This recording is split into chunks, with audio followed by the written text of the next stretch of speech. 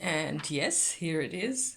I'm kind of giggling because here I am with my flimsy bit of paper. I do not have a whiteboard, to do these things.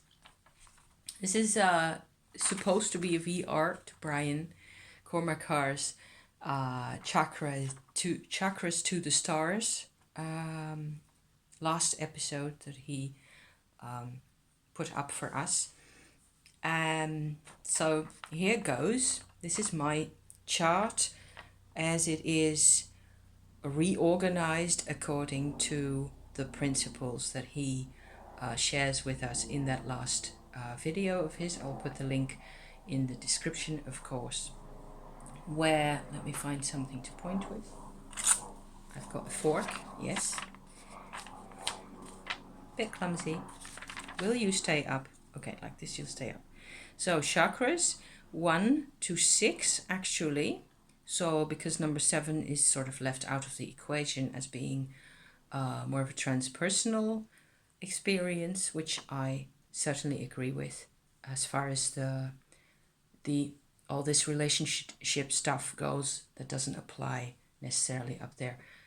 Maybe something could be said more about that, about how this kind of translates upward, or how something out of the upper chakra or plural chakras, translates down into the earth. Of course, there's always more to learn.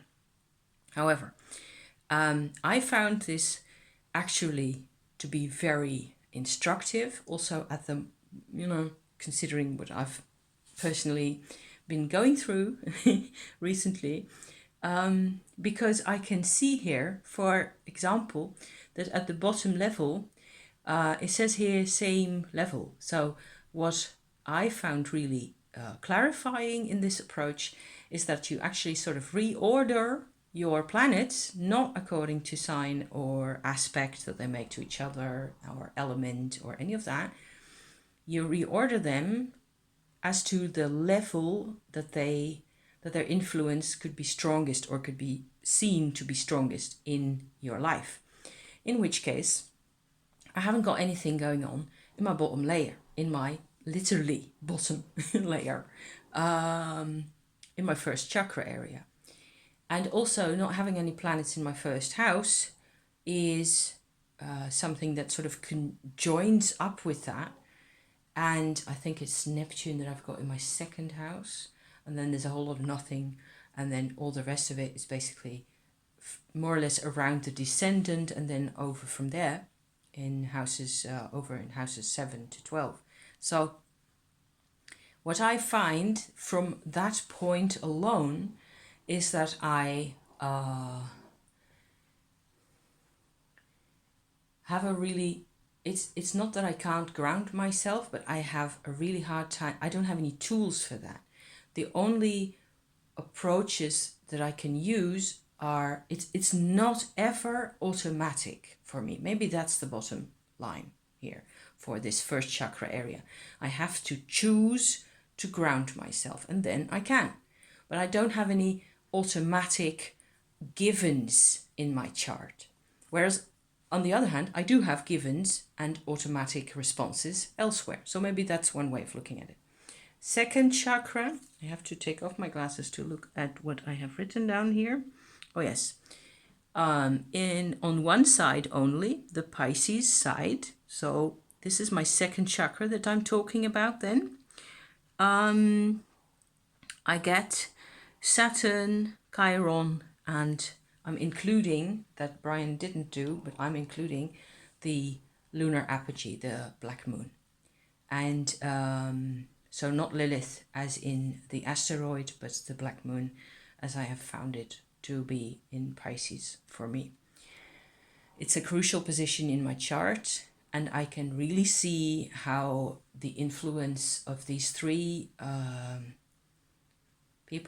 characters, in my second chakra, on top of the fact that I don't really have any automatic responses in getting, getting into contact with the earth, also socially, financially, and anything that has to do with stability, basics, etc., is anything but self-evident to me. So on top of that, in the second layer, I get really quite a bit of a sense of loss and having to sort of find my own way. I'm trying to use this also to give my own personal interpretations for these layers, for the planets in the layers, because I think it's a really useful tool.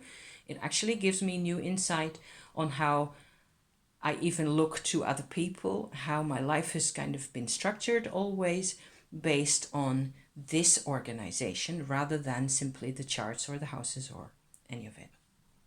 So I see a lot of sadness here. What with Saturn in Pisces, completely at the end, 29 degrees and a bit, I think. The black moon in there, Chiron in there, it's... yeah, I can see how I have a really lonely underbelly, you know? That makes complete sense. However, from up there, you know, it gets kind of slightly more active and slightly more tangible, I suppose, for me also, where I can see that I have my moon in Aries on level 3 and Neptune and the south node also in the other sign, Scorpio. So those two, is that 2 or 3, 2.5, the south node and Neptune on the one hand and the moon on the other hand, determine, you could say, how my third chakra is behaving then, is something that I tend to think that's how it's going, okay? I would certainly say that is true. As to, I define myself from the third chakra viewpoint on a very personal and very private level, really, by my own emotional life and by my creativity, my creative impulses that tend to be all over the place and never twice in the same location, ever. However, it is also my south node position, my south node layer.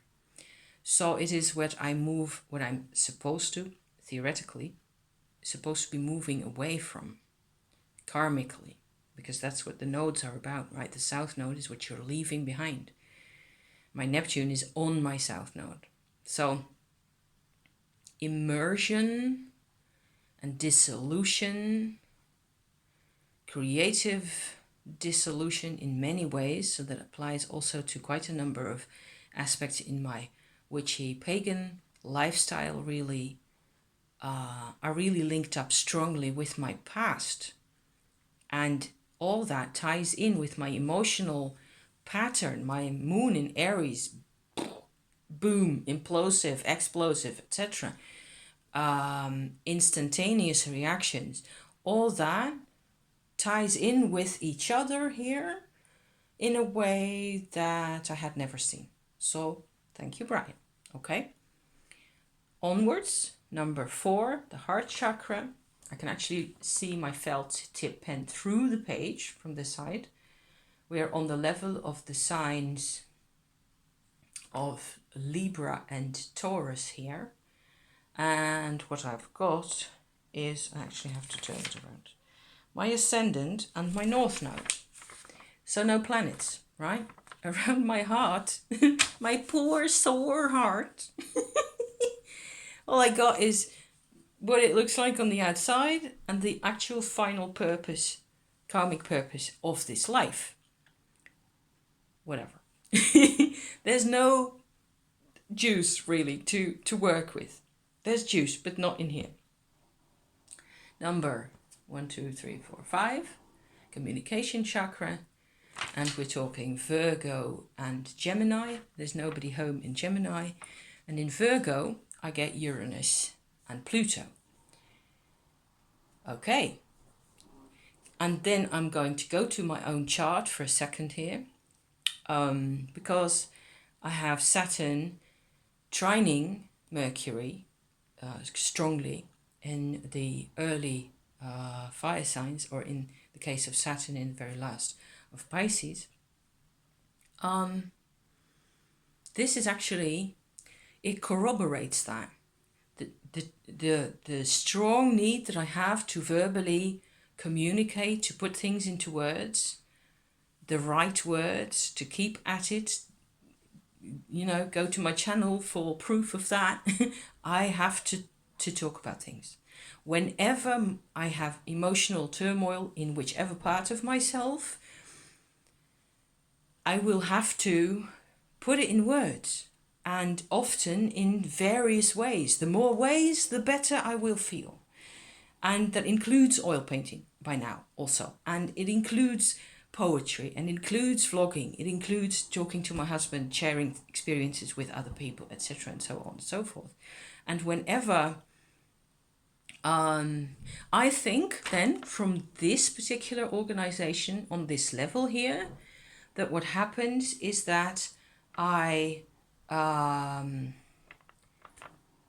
consider, and always have considered, the communication layer to be kind of really crucial in my life for deep knowledge, Pluto, and change, Uranus.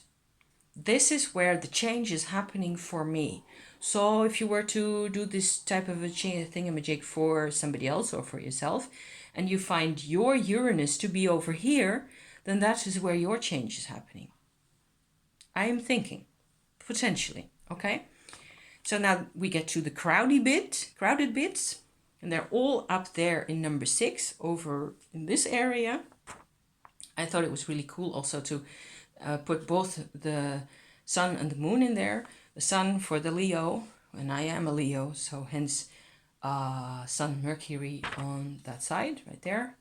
And then on the moon side, I get the other 3 probably really important planets for interacting with people, or making a life for yourself, and making creating a social position for yourself that makes any sense, inward as well as outward, all that. And they are Venus, Mars, and Jupiter, all 3 together in Cancer like that, conjuncting. So this approach creates a completely different interpretation of a chart that I've worked with for 30 years. Thank you, Brian. I thought that was really excellent. And as you can tell from all this, I get a change in my understanding, and that I welcome every day. Okay?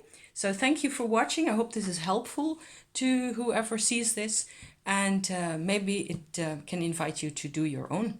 It's not difficult. You have to keep track of the things, and then it sorts itself out just fine. And it makes a lot of sense. So thanks again. See you soon. Bye bye.